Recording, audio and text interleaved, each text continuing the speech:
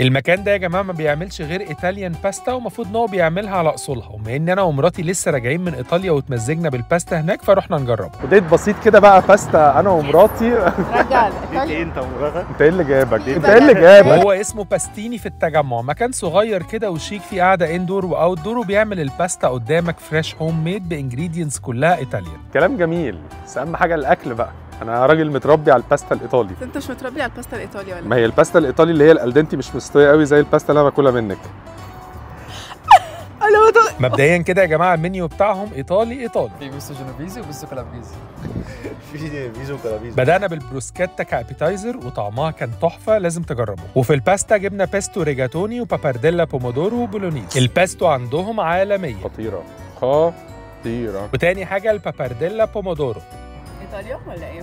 ايطاليا حلوه قوي بس هي مش سخنه شويه. بس أنا عجبني البولونيز أكتر من البابارديلا بومودورو.